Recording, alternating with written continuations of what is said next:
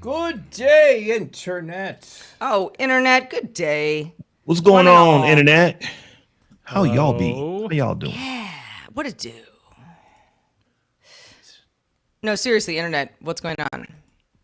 We're just sitting here We waiting want for to you know, tell Internet. Tell us right Do it now. what's going on. What's going on? The new create tool. When's the last time any of you listened to Marvin Gaye's greatest hits? Not all of them. I've listened to sexual Just like, healing just in general, just kind of and- like, I'm in a Marvin Gaye mood. Type Oh, thing. so I have a couple of Marvin Gaye songs in playlists that I listen to regularly. So probably within the last week. There you go. Yeah. Yeah, I had- heard it through the grapevine. Same. I love that. I love that song. So Now, fun fact, Rob. When I was in 7th grade, I wasn't in band, but I was a cheerleader. And in our hometown parade, the cheerleaders walked with the band during, the parade. Mm-hmm. And "Heard It Through the Grapevine" was our song that year, and we got first place. oh, awesome. Everyone loved it. It was also sort of around the time that the Raisins were doing, it was those commercials, the Raisin Yeah, commercials. I remember those. Yeah. So I think the song had resurgence in general, but we were all very proud of ourselves. There's a video, and this is from years ago on YouTube, but they're playing the actual music video of Marvin Gaye singing a song, but they strip out all the music, so all you hear is his voice. That dude I remember sings- this. He sings so Yes. good. He Yes, sings I so remember good. this. Such a good singer. Yeah, it was like almost like too much. Like, oh my gosh, like he has such a beautiful voice. It's like, kind of brings tears to your eyes type thing. I remember that making the rounds. It was sort of the first time that somebody had done, or at least that I can recall, somebody had isolated vocals from something that had been recorded so long ago. Well, And- they did that with Nat King Cole as well, and it's frightening yeah. how good his voice is. Yeah. It's like, how did that come out of a human? Right. Like, wow. Yeah. Especially back then. I mean, just the equipment to record that voice at that level is amazing. Yeah, you just had to be great. Right. That's the deal. There's no post-process. No. There's no better mic. There's no auto-tune There's nothing. happening with Nat It's King you Cole. as a human being. Drink some tea and go into the booth and let Yeah. it rip. Yep. Is basically what he did on that. It's Yeah, like, oh, that yeah. dude is so good. But I asked about Marvin Gaye because I don't know. I was in a store or something, and they were playing "Sexual Healing," which adult song. But it's not like pornographic or anything. But I was like, this is an interesting thing to like buy produce to. And afterwards, I was like, you know what? Let's do a little Marvin Gaye action. And boy, does that man know how to sing. I mean, it's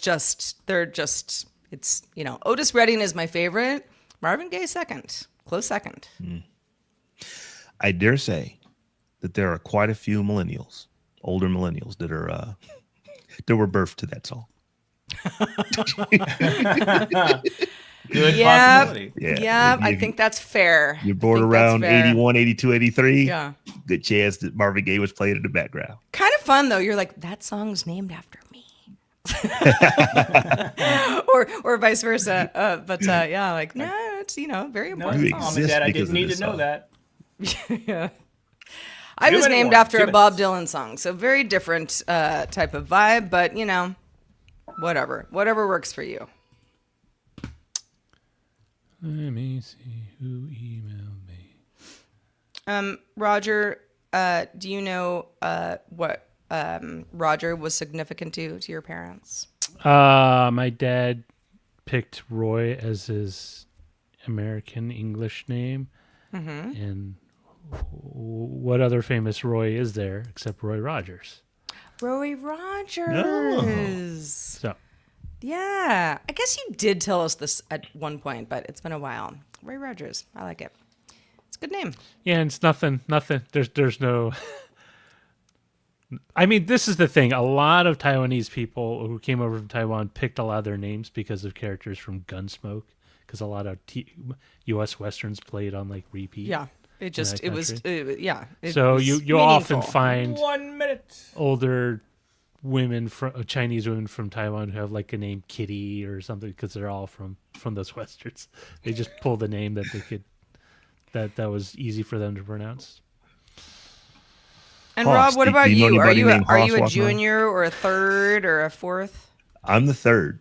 You're the third. So I am the third. That's fun. That's fun. And if I would have had a son, there probably would have been a fourth. I was going to 30 be. seconds. Well, I don't really know. My dad was a junior, so I would have been the second, but I wasn't a boy, so I don't know. things I think changed. I would pick a totally different name if I had a son. I wouldn't do it. Besides, how many Roger Juniors are there? Why, probably lots of them. I mean, I don't know any offhand. Then you get the cool nickname JR. Yeah, that's fun. But you could also then be you get like shot. John Riley. Like John Riley. Nope. Have a good show, everybody.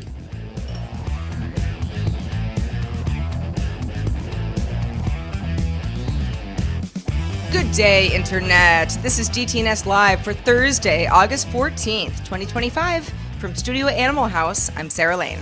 From Columbus, Ohio, I'm Robb Dunewood. And I'm the show's producer, Roger Chang.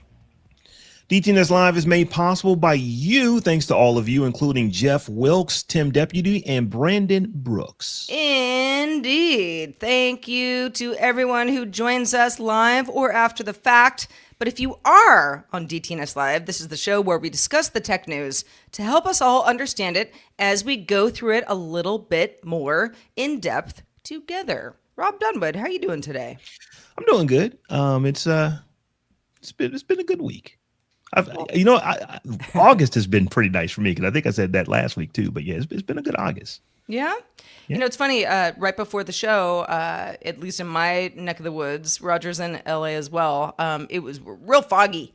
And, I thought like, can it hold? I'm going to wear a sweatshirt today on the show. Well, the sun's out now. So apologies to anyone if I look like I am very hot. If you didn't wear a sweatshirt, I'm sure the clouds or the fog would have never parted. Totally. Yeah, no, that's how you jinx yourself. Roger, how you doing up there? I was doing better before until I realized I have a lot of paperwork I need to process over the next over our experiment week break. And I was like, nuts. I know. But, Isn't that fun yeah. when you say like, wow, a week off, but it's a week I have to do all the things that I didn't do because I was putting off until I had more time. Yes. And it's one of those things about life is like, occasionally it'll give you an inch and then it takes a mile. Yeah. People talk about the staycations, but vacations when you don't go anywhere, they're dicey because they could actually end up being more work than if you would have just actually went to work. Yeah, right. I'm like, I should probably vacuum again and, call my tax attorney and, all the things. Yes, definitely have to call my attorney. All the things. Well, if you are watching or listening live, you already know what to do. You can name this episode. As we go through the show, head on over to dtns.showbot.tv to submit titles and vote on others. It's a lot of fun. We'll check back in on the votes at the end of the show, and one of you is going to name our episode. So get in there and have some fun. All right, now let's kick it off with a few stories that caught our eye today. Apple restored blood oxygen monitoring to U.S. Apple Watch Series 9, Series 10, and Ultra 2 models with a software redesign that shifts measurement and calculation to a paired iPhone. This bypasses an ITC import ban. Users can now view the data in the iPhone Health app, but not on the watch itself. The update requires watchOS 11.6.1 and iOS 18.6.1. So the stuff that they were doing that they're banned for, they're still banned for. So this is is this basically a loophole or a workaround that's allowing them to do this? Yeah, Apple's basically like, all right, well, so if you want this data, and a lot of people actually do, who have these certain Apple Watch series, you can get it in the Health app on the iPhone because that's not the issue. You just can't get it on the watch itself. So if you're really monitoring this kind of data, it's not the end of the world. It's a little annoying, I guess. If I was looking at something on my Apple Watch that I had to use my iPhone for, which is not in front of me right now, it's like, all right, but the two work in tandem most of the time anyway. Right. So. HTC has launched Vive Eagle smart glasses, directly competing with Meta's Ray-Ban, but not necessarily on price, as these things are expensive. They cost $520. Key features include lightweight design, open-ear audio, voice-activated AI, and a 12-megapixel ultra-wide AI camera compatible with OpenAI and Gemini.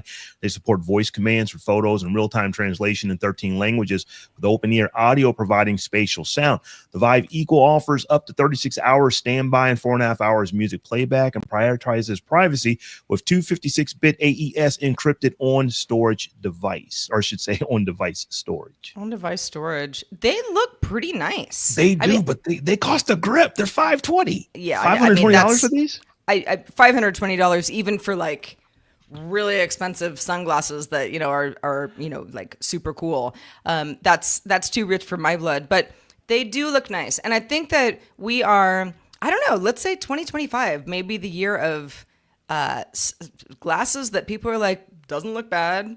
It used to be like, they look kind of funky, but they're fun because they do all these other things besides just being glasses or sunglasses.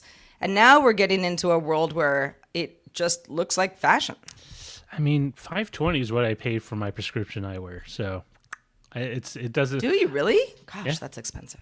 Okay, but yeah, what are these going to cost when you put your lenses in them, though? I know, and that's what I'm thinking. Like, man, if they focused all this time and money into like coming out with like the perfect lens that doesn't get scratched up, that's super light, but that does all the corrective feature in it. I mean, I would only have to buy it once, or at least once every 5 years. Here's the thing for me on the price. They don't say Ray-Ban, or they don't say Oakley, they don't say Cassell, they don't say they don't say Dolce and Gabbana. They say HTC, and they cost what those cost. So that's right. It's like, and this is only available, I believe, in in Taiwan for right now. So we'll see if this comes to our shores. Yeah. All right. So, researchers at MIT used generative artificial intelligence to design 2 antibiotics that kill drug-resistant gonorrhea and MRSA, methicillin-resistant Staphylococcus aureus in lab and animal tests. Previous AI efforts focused on identifying existing compounds to combat infections instead of creating new ones, which is what this exercise showed. Now, the scientists trained the AI model with the chemical structures of known compounds plus data on their ability to inhibit growth of different types of bacteria. Another 1 or 2 years worth of work and refinement will be needed before they can do any sort of clinical trials with human subjects. Here's so I don't have any on the ground experience with gonorrhea or MRSA, thankfully, but I know that MRSA specifically with kids is a really big deal. It's like a staph adjacent type thing that can be extremely hard to treat and potentially fatal, and STDs as well. So anything that AI can do to help figure out why a bacteria is drug resistant, great thing. I cannot imagine why this would not be, a good idea. What I wonder is, how effective it is. Well, the idea is that it's not just figuring out why they're resistant. It can come up and develop new compounds to combat them. Right. One of the biggest issues right now with any sort of penicillin or antibacterial therapy is that, I'm not sure if you've heard the term superbug, but because people sometimes use antibiotics in a very liberal fashion, not according to the physician's rules of what you should do. There are a number of strains of different pathogens that have become antibiotic resistant. And so the number of available treatments dwindles every year, especially as more and more people get access to these and don't necessarily follow the regimen that they need to. You need to come up with new compounds to combat it, because if you don't, you're going to have a storehouse full of antibiotics that don't work except for maybe a handful of cases. Well, those are 3 stories that caught our eye today. Wait, there's more. if my desk doesn't fall apart on me. I don't know what that was. Google has had a new AI-powered feature. It had introduced one in Google Flights. Google Flights already exists. The new one is called Flight Deals. This is meant to help flexible travelers, somebody who's like, maybe I want to go somewhere next week, but I don't really have anything particular in mind, but I know what I want in theory. Find cheaper fares using natural language queries. For example, week-long trip this winter to a city with great food, nonstop only. Some people don't like doing, flight stops. Custom version of Gemini 2.5 is powering this. The Google told TechCrunch, yes, it's Gemini 2.5, but it's a custom version. And given real-time airline data, it ranks results by percentage savings and then price. So it's kind of like, what do you want out of your trip? That's what we're going to give you first. And then, obviously price is a consideration. The beta is rolling out in the US, Canada, and India over the next week. I don't have it. I want it because I love stuff like this. I love even if it's just sort of, what would it cost for me to fly to Berlin, Germany tomorrow? Kind of thing. I'm not doing that, but I just want to know, based on the time of year and how everyone else is traveling as well. So I don't know, Rob, what do you think about Flight Deals? You're probably the one who flies the most out of all of us. So it's pretty cool. I actually have a former coworker that one of the things that he and his wife do, they will just pack bags for a week's worth of clothes, or a week's worth of clothes, and they'll just go to the airport and let's see where we can go. And they keep visas and passports and all that kind of stuff always updated, and they just will take a vacation in the literally in the airport with no clue as to where they're going until they can find a really cheap airline, a really cheap ticket that's in their budget. And they do this probably once every couple of years. But they go to the airport first? Because they just don't know. It's like when you're there, they'll see, can we get standby to go to Greece or something like that, really inexpensive? Because if the flight's going to leave and the seat's open, they'll put you on there. One of the other things they do, they live in Port Canaveral, so they'll just go to like the cruise ships and just say, hey, do you have any rooms that we're willing to pay? And they get ridiculously inexpensive cruises. I'm talking about like 5-day cruises for like $99 because the boat's going to go regardless of whether that room is filled or not. So if you're there right then, ready to go, you can get it. We're pushing off. We might as well get $100 rather than zero. So this kind of reminds me of something that that my friends do, where it's like I don't necessarily know where I want to go, but I like to go somewhere where it's cool. I've got ski stuff. Where's a good place to go? Oh, those ticket prices are okay. Let's book them and then head off in relatively short time. So I think this is a good idea. I think too, it's like, I use Berlin, Germany as an example just because I haven't been there. So it's like, even though everyone I know that has been there is like, what a cool city, you really should go. I just haven't been. So sometimes I look that up as an example, but it's like, if I were to say, I want something, that's, I don't know, kind of, in the northern hemisphere, but not too cold this time of year, lots of arts and, outdoor activities and, maybe there's a waterway, that kind of stuff. It's like, there are lots of options besides that one destination that I just may not have thought of or even heard of, to be honest. And so I think some of this is, again, you've got to be a little bit more of a flexible traveler. If you want to go somewhere specific, that's just what you're going to do. And if you want to fly a particular airline, then that also changes things, because this is going to even Google Flights in general, for anybody who uses Google Flights, it's a great service among many, but it's kind of like, here's the airline that you're going to get to Berlin, Germany for $600 from California. Or you can choose, United Airlines, where you get points, and that's going to be $1,200 flight. So all that stuff is it depends on where you're going and what you're looking for. But I think more discovery is what Google's going for here. I could absolutely see myself doing a search that says, I want to go to the South Caribbean near South America, where I don't have to worry about hurricanes in late August, early September. Show me what you got.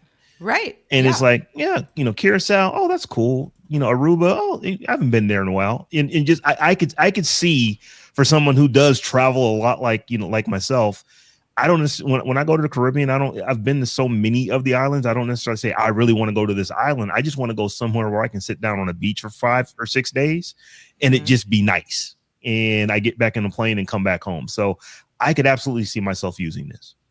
Now, if you're sitting on a beach for 5 or 6 days, Rob, what kind of tech are you bringing to the beach with you? So I take definitely I'm going to have my iPhone and I take a tablet. So I know folks saying, well, you're going to take a tablet on vacation, but relaxing things for me is to look at stuff I like to look at. And oftentimes those are podcasts and YouTube videos. So yeah, I take a tablet with me and I will have it right there on the beach. And I may not look at it the entire time that I'm on the beach, but there will be a time when it's like, okay, let's go see what's happening on YouTube, because that's just something I just like watching.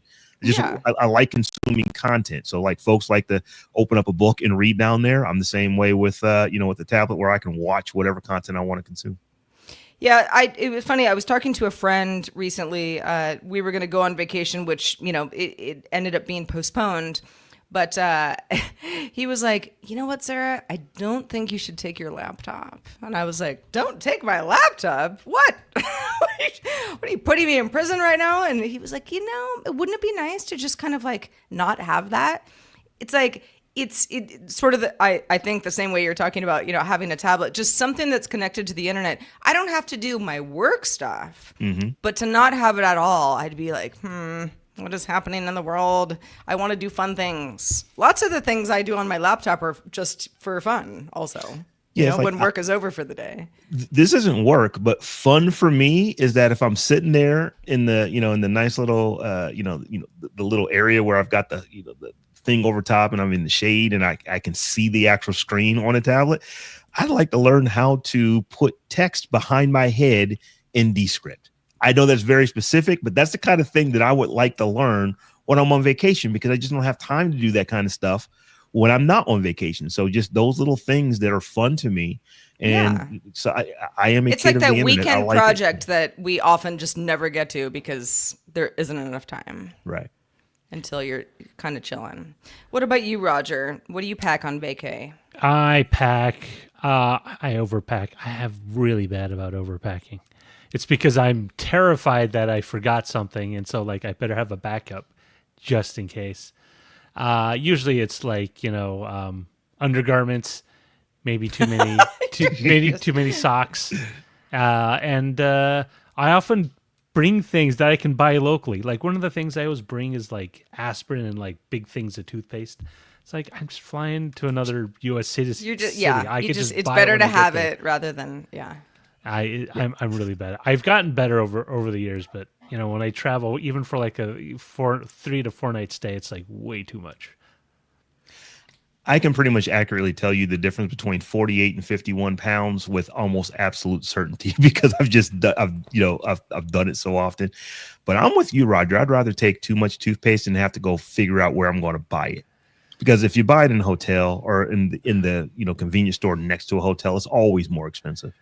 Yeah. Oh, for sure. Or because it's they out know of the way. that you're desperate at that point. Yeah. It's out of a way location. It's funny that you mentioned socks, Roger. I mean, undergarments, of course, let's all, have clean undergarments at all times. But socks are one of the things I have, without fail, overpacked on, where people are like, why do you have 7 pairs of socks in your suitcase? And I'm like, but what if I just never, I have to have clean socks every day. You need 3 pairs of socks per day on a trip. That's, it depends on where if you're doing a lot of walking, your socks are going to be soaked. And it's like, sure, you could maybe wash them in the sink, or, maybe there's some laundry facilities, depending on where you are. But I'm like, but if I don't have any, I need clean socks. Laundry facilities are hit and miss. Sometimes they're great. Sometimes they're on the 5th floor and you have to go out of your way to find it, and then you got to buy the soap that they have, and oftentimes it's those little boxes that they charge you $8 for. Bring your own laundry detergent. And then you need change, because some of them still need change, and I don't know why, but now you got to make your way down to the front. It's a hassle. Just bring extra socks. Toss the old ones. Bring extra socks. Okay. Well, I feel validated. Thank you. All right, Rob. AI-powered browser extensions are supposed to enhance the web browsing experience, and often they do. But it sounds like they may also be playing a little fast and loose with our security. That's right, Sarah. A collaboration study by UCL and Mediterranean University of Reggio Calabria has exposed significant privacy vulnerabilities in popular generative AI web browsing assistants such as ChatGPT for Google, Copilot, not to be confused with Microsoft Copilot. This is a specific browser extension, Merlin, and others. And these tools, they're intended to improve the browsing experience, but they were found to extensively collect and share sensitive user data, often without sufficient safeguards or user consent. So if you are in your browser and you've got one of these extensions, and let's say that you are going to your doctor or your health system to schedule an appointment, and you start entering in like medical information, these extensions are looking at all that and they're not ignoring it. Even if you are putting yourself in like private browsing mode, they still are collecting this data. So it's pretty important that you are knowing what you're, it's pretty, how should I say this? You need to know what's being collected. And this is stuff you probably wouldn't consent to. So sometimes you don't know that this stuff is going out. And, once you move beyond the collection, there's widespread tracking and profiling and personalization and sharing of identifiable information with sites like, with Google for like Google Analytics and cross-site tracking, all this kind of stuff. So stuff that you may have never signed up for, these browser extensions are kind of just giving your data away so that they can have a profile on you and track you. So it's pretty alarming. I don't use any of these. I think Grammarly is probably the closest thing to a browser extension that I use. But it definitely gives me pause if I were to start using one, because I would be concerned about, I don't want everything there. And if I'm in private browsing mode, I would expect that I'm private at that point. And that's clearly not the case here based on these studies. This is one of the risks of trying to be like on any new technologies. People are clamoring for the service. They really want the convenience or the functionality of it.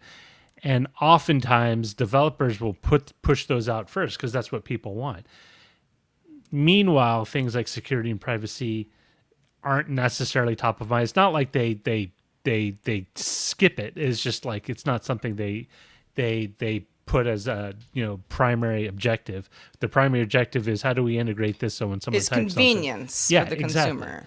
And as we found out with every other technology we've ever developed, that convenience oftentimes means eroding away some of the security, some of the privacy, up until it becomes an issue with people, right? How many people were fine with punching in things like social security number, credit card numbers willy-nilly into a website because they didn't understand things like HTTPS or secure websites or secure transactions. It wasn't top of mind. It wasn't until there were things like, someone is using my credit card, someone's using my stolen identity. Did they suddenly become aware?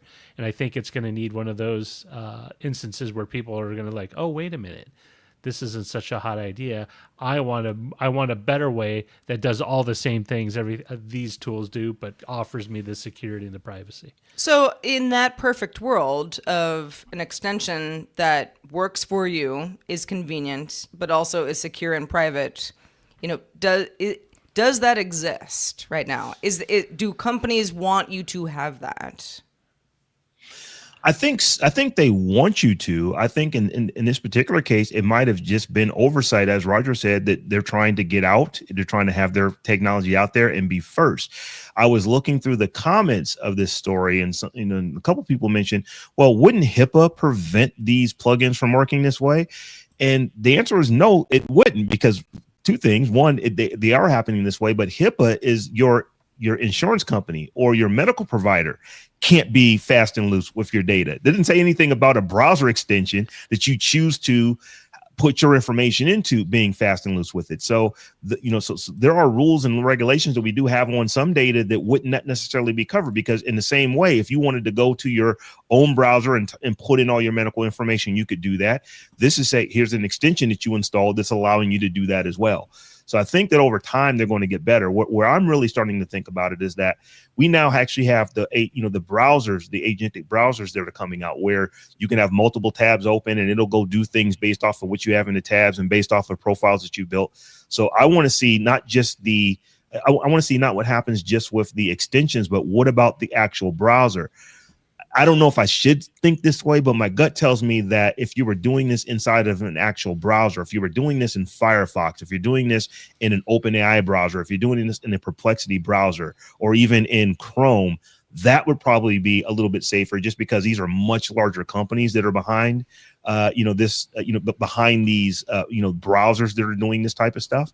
But I don't know. It's like, I think that, we have to get to a point to where something bad has happened, and that makes people say, oh, I never want my information to go to this place like this again.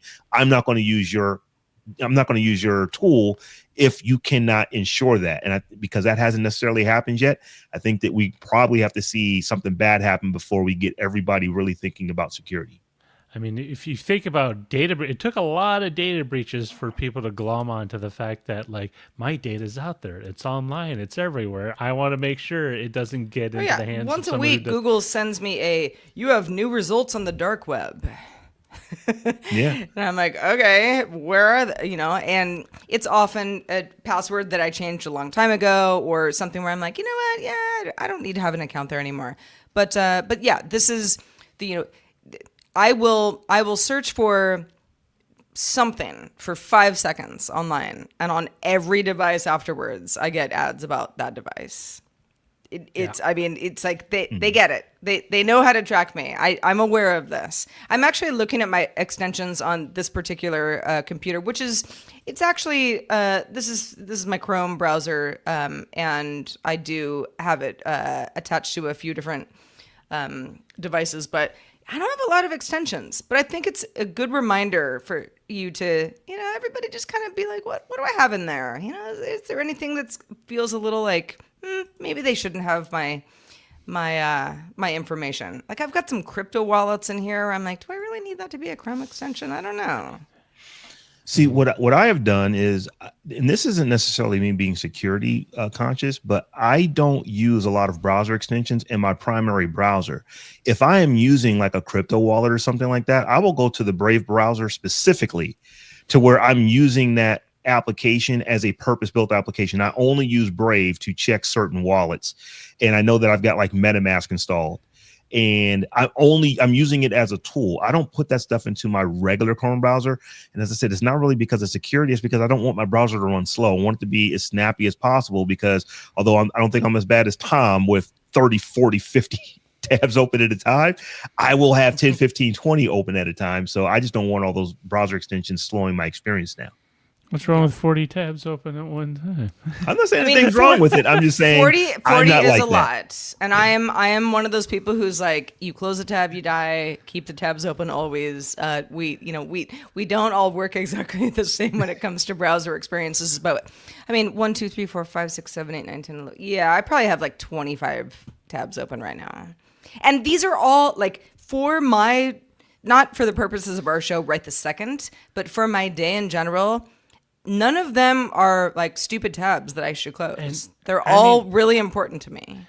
And it's interesting because the thing with extensions is I've always waited a couple of years after it's out before I actually integrate it into the browser, just to kind of see if it filters out any issues beforehand, whether it's something like a password manager or privacy badger, or what's the Nimbus screen capturing tool. I use it on a separate browser. I don't leave it on the browser I use regularly, because I don't necessarily trust it, but two, it doesn't work as well with Chrome as it does with Firefox or another browser.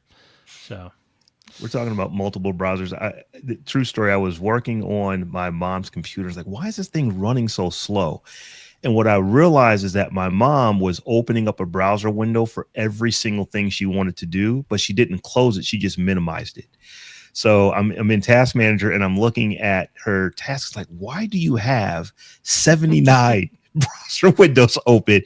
She's like, well, I closed them all. I was like, no, she's not closing them. She's just minimizing them. So they're just there running in the background for months at a time. Oh my gosh, I have so been there. Yes, where I was like, "What? No, you can have multiple instances. Nothing wrong with that. But like, you realize that all these windows weren't actually closed. They're just sitting there waiting for you to do something next." Oh, well, folks, good times. folks, if you are watching us on the YouTube live stream, do us a quick favor and click on that like button. It'll help us out. And if you haven't subscribed yet, be sure to do that as well over on our YouTube channel.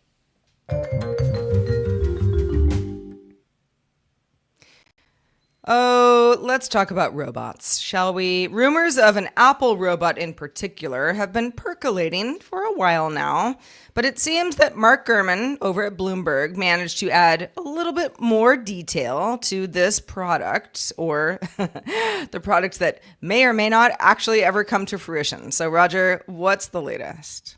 Yeah. So in a kind of expansive article on Bloomberg, Gurman details what Apple's upcoming product strategy for getting the company back into the AI space, with new devices like a smart speaker with a display of home security cameras. But the centerpiece of this entire strategy is a tabletop robot.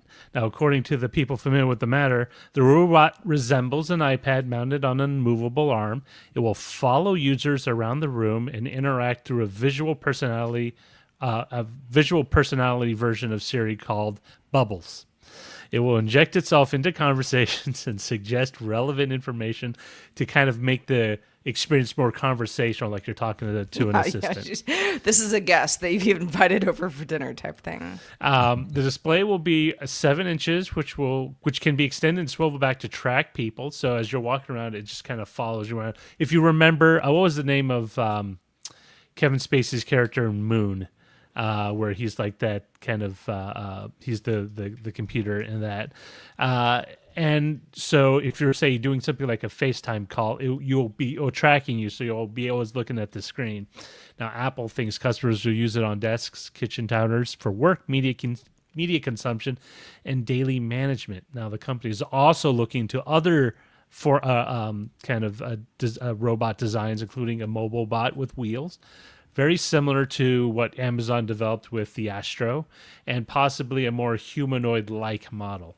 Now, the whole thing has me wondering, is this like Apple's plan B to get back into the AI race? Because obviously LLM of any type is nowhere to be seen still at this point, AWOL, right? So do you think this is a smart move? Like, hey, instead of doing that, we'll do this. We'll make a smart. Real quick, I think Kevin Spacey's character's name was Gertie. Gertie in the movie Moon, which I haven't seen, but Sam Rockwell I'm very fond of. But yes, to go back to this this idea of something that is, I mean, it's this is not following you around, right? You know, it's attached to a table or a wall, but or it a doorway. To follow you in that sense. So if you imagine like a lamp arm and you walk around the room, the lamp just kind of keeps turning towards you, and so in that sense, it's following you. This is probably just because I'm a apartment dwelling renter. I always have been, and so many apartments just are laid out very differently. This seems like something that if you were like, yeah, I'm going to be here for a while, and I've got a room where I make, a large amount of, Zoom calls, or I'm using Zoom just as a kind of Kleenex type reference, but just I'm doing stuff where this robotic arm, kind of like, I mean, my mic right now it's not robotic, but it's an arm that's attached to the wall. It works well for me. If that can be a smart arm and do other things, great. But I think it really depends on your layout. And, if you move around a lot, and if you want to be in that dining room all the time, every time you want to call grandma. Roger, I think to the question that you asked, I think the answer might be yes, because we believe it or not, we still aren't even 3 years into this current AI boom that we're in. We're almost 3 years in. I think this fall it'll be 3 years. But it is safe to say that Apple has pretty much missed it. They are just not a player in AI, at least not now. I'm not saying that they can't go buy someone, or they can't, maybe they're working on some really cool stuff behind the scenes that no one has heard of and there's been no rumors of, but they are not there. And there are thoughts that robotics could be the next thing. Now, when it comes to companies like this, if you don't get to work on the next thing when the earth decides the next thing is the next thing, you need to have been working on it for years in advance. So maybe what we're seeing out of Apple is that, hey, we kind of missed it on on large language models and AI. Let's go hard into robotics right now, and maybe we should allow a few more leaks to come out so people are talking about that. So if this is in fact the next thing, if AI is the thing that, or I should say, if robotics is the thing that maybe is the big thing, the big to do that everyone in tech is talking about after AI dies down, not that it's going anywhere, but when it's just not dominating every single story, if it's robotics, then maybe that's what Apple's doing. They're trying to say, okay, maybe if this is going to be the next thing, let's make sure we're there. I would add to what you say or expand on it in that so much like the next stage of AI is beyond LLMs. It's beyond just a service that you access through a web or an application or an app. It is going to be a device that is powered by AI. And I think Apple is just like, all right, we missed the first rung. We might as well just get started on the second one, because this looks like paired with all the other stuff, including the smart speaker display, a smart speaker with a display and home security cameras. This looks like Apple's way of saying, all right, now we're going to, instead of giving you a smart home thermostat or a smart light, we're going to give you an Internet of Things ecosystem. So we didn't do the smart bulb. We didn't do a smart thermostat. We're just going to but we're going to go the next rung, and we're going to just have this sort of a system of devices that will interact with each other, but will also interact with, say, your Apple account. So whether you buy something, you can have it, you can have it carry with you through all the products. So if you do something, say like you watched a show on Apple TV, your lamp arm robot will be able to talk to you the next day, like a water cooler talks, like, oh, what did you think about that last episode of Foundation? That sounds silly, but I think you're onto something there. I mean, you know what I mean? Yeah. Like it's like we missed AI has a lot of runway left. But you missed the first. You missed the starting pistol. You might as well move on to the next part of the competition, right? If it's like, yeah, I really suck on the uneven bars. I'm going to get them on the floor routine, and so I'm going to focus on that. And I think this is kind of maybe what their strategy is. Like the next thing is going to be robotics paired with AI. So might as well just start cramming it in there right now, right? They supposedly missed the boat on self-driving cars, but as we've seen, that's sort of stalled, not to use a pun, automotive pun, stalled out for some companies. So it's one of these things where, yeah, they missed the beginning, but it's not a sprint. It's a marathon. Like they have a lot of runway to go, and now they're being a little more selective of where they jump into the pool. This could be it. I mean, right now it is not uncommon to walk into pretty much any common room and see, in my case, I've got, these Google devices everywhere that I can just start talking to them and they answer questions. The next, iteration of that may be something that can actually look at me, see that it's me, and strike up a conversation with me. I don't know that that's going to be the thing, but I think for Apple, if it is going to be the thing, we need to be working on it now so that if it becomes a thing that we are in, that we're well placed, that we can take advantage of whatever the next thing is. And I really believe that that's probably what is going on here. I mean, I guess my bigger question is, it's too early to tell, but is there a customer base for this, right? We saw with the Apple Vision Pro, like maybe Apple went a little too far out in terms of understanding what people were after. Like Steve Jobs famously said at not Macworld, but it was a developer conference. You start with the customer and you work backwards. You see what they want, not necessarily the device, but the problem they're trying to solve. With the Mac, it was, how do I make a PC easier to use so I don't need to know a bunch of command line instructions in order to access a directory, launch an application. With the iPhone is, how do I take what erstwhile was a PDA, but make it connected so I can do more than just connect it to my desktop and then not be able to send messages while I'm on the go or receive messages while on the go or do anything like that. And so I'm trying to find where this. I'm just wondering, is there some genius behind this, or is this just throwing spaghetti against the wall to see what sticks? Well, I mean, think about the Amazon's Astro robot, right? That Yeah. Roger, you have yes. you've had some time with, and I'm actually going to take it for a whirl in an upcoming Live With It episode. But the idea that this is sort of a home companion. Now, again, Astro, a little bit, ahead of the curve, and maybe, to its detriment, is kind of what we're talking about here. But ultimately, just didn't get a ton of traction. First of all, cost prohibitive, which the Apple Vision Pro also is for a lot of people. They're like, that would be cool, but like, I'm not paying $3,000 for this.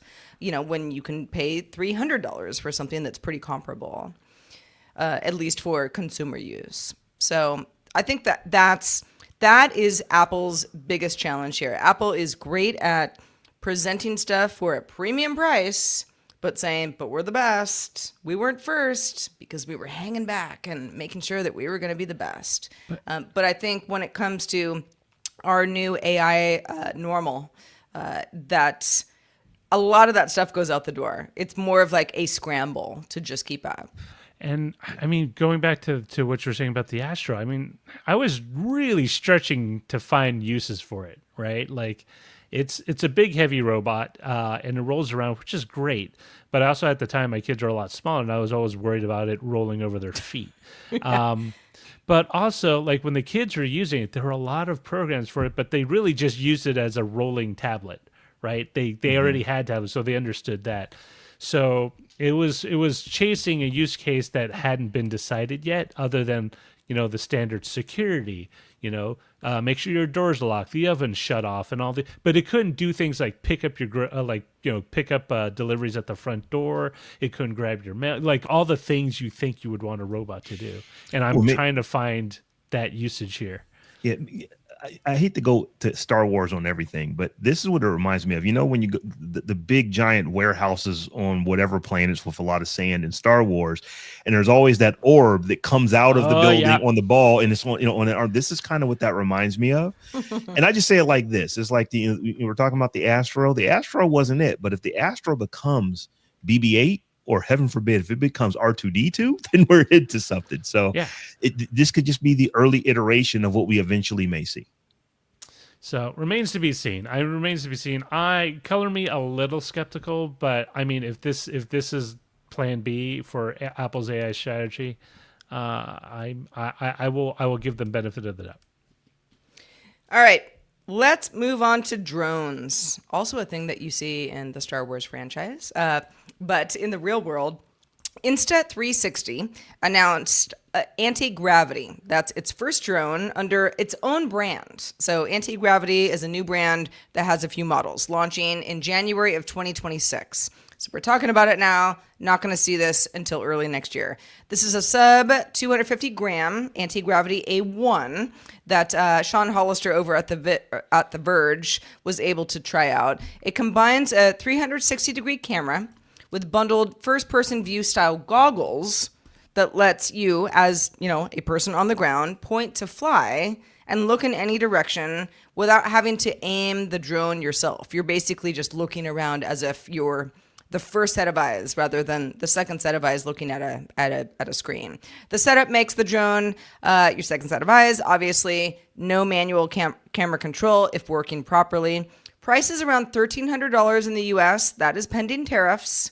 But it's more or less what Insta360 is pricing it at.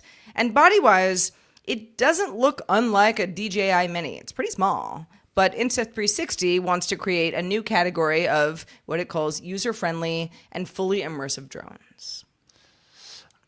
Who wants it? I mean, one of the great things about Insta360 is the 360 part, right? It's recording the entirety of all around. And so you don't necessarily need that second person or even the first person to figure out where to point the camera when you're flying it, which makes things a lot easier.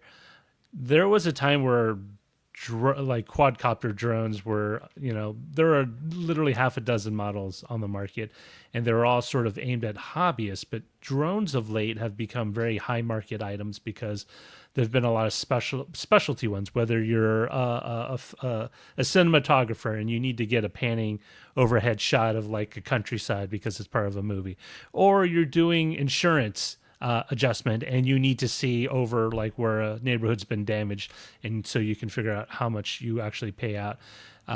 First responders, first responders, have all these people have started filling up these segments, and just having something a little simpler is having something a little, more user friendly, where you don't need to necessarily need a full certification to get it to run. Could be very well received on the market right now. This is pretty cool. The thing that jumped into my mind was that it's fairly difficult for people to survey high power lines. You need a lot of skill and generally a helicopter pilot to do it.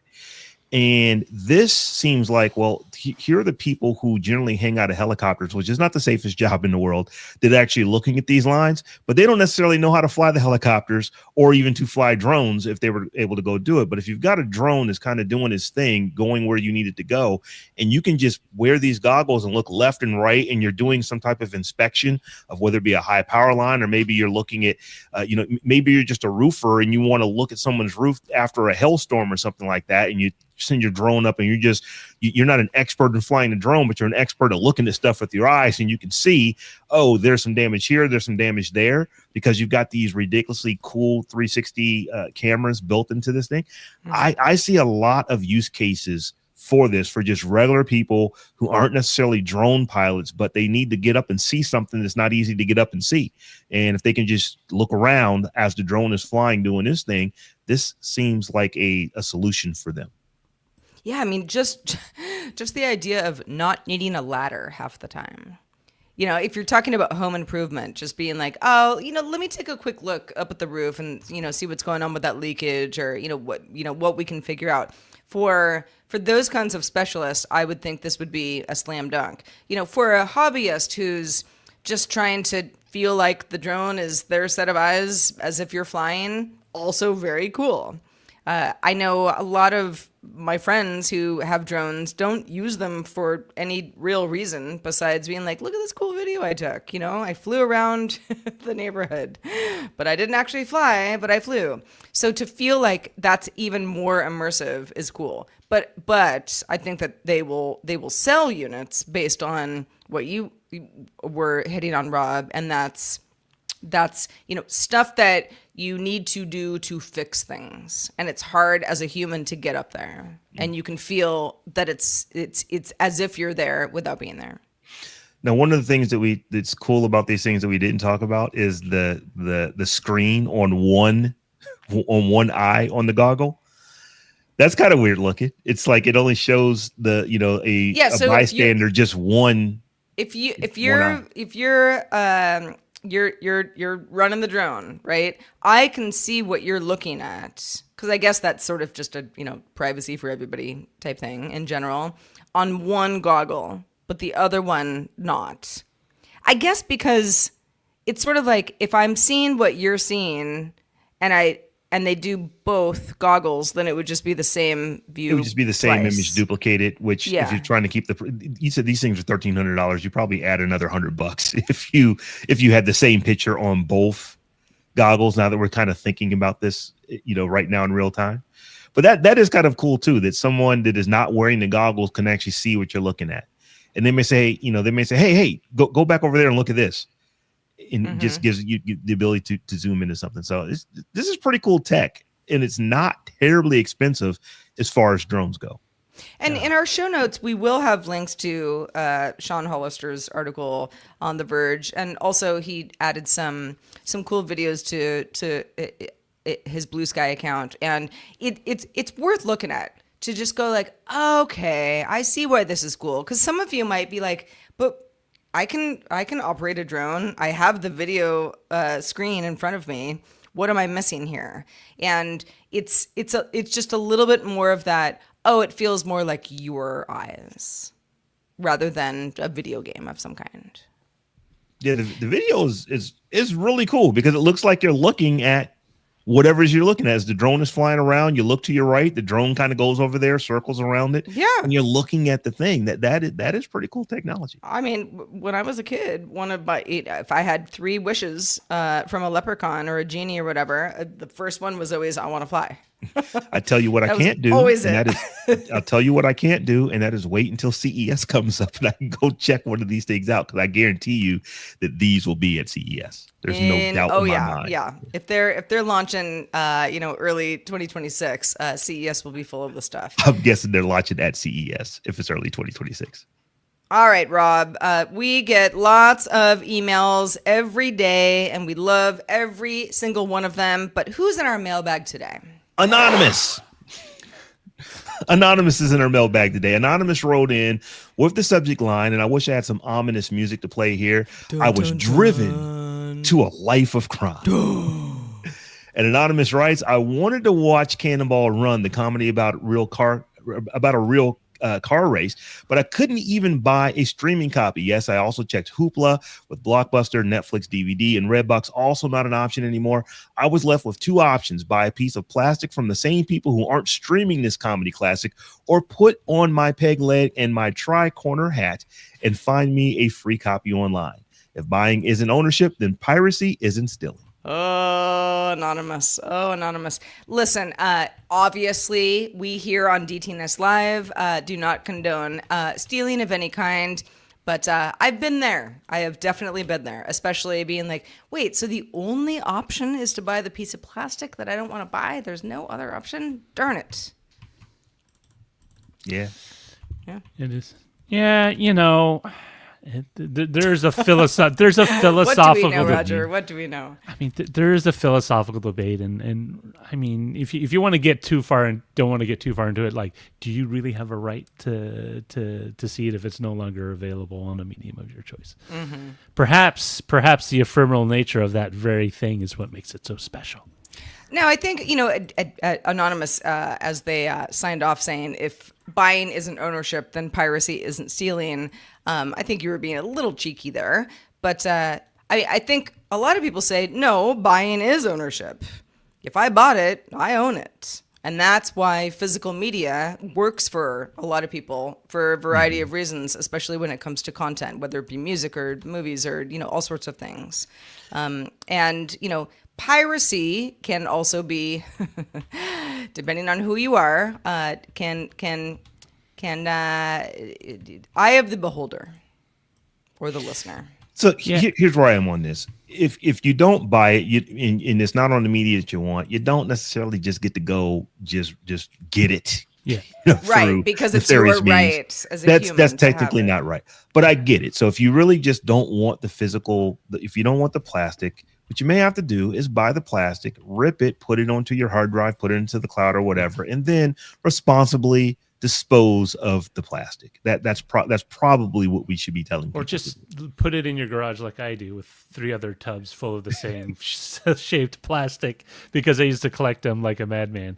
I mean, my only thing is you want to be careful that you're not confusing enlightened self-interest, or perhaps overriding self-interest, with some morally ambiguous escapade. Yep. Well, if you, like Anonymous, and you can be anonymous as well, or let us know your name. We will read every single email that you send us, and some of them get on the show because you make our show better. Please send your thoughts in to feedback@dailytechnewsshow.com. Of course, if you're a patron, you can comment on anything that we post to Patreon as well. All right, Rob, what do we got? During the show, you've been submitting your titles over at dtns.showbot.tv, and we've got some pretty good ones for you today. So let's start right off at the top here with W. Scottis 1. Pick a destination. Any destination. Is it free? Because I will pick one. I don't even care where I go. Let's see here. Philly Codehound. AI can help treat STDs. Oh, well, let's hope. Here's hoping. Yeah. G. James B. accidental tourism. That's funny. And then Philly Codehound also has one where he's referencing me. Rob's tablet is his BFF. Aw. On the beach on vacation, it just might be. Yeah, it just might be. Sarah, what did we decide to go with for today? Today we went with Philly Codehound's Smart Podcast Arm. Okay. Get it? Get it? No, It's smart. It's an arm. There's a podcast involved. Yeah. I'm just having thoughts of this arm, and it's just watch this podcast, Rob. It's just coming up and just being in front of my face. Like right now, I have my Elgato prompter on a boom arm. So I'm just thinking if I were to take all the proper stuff off, and it's just a screen about the size of an iPad.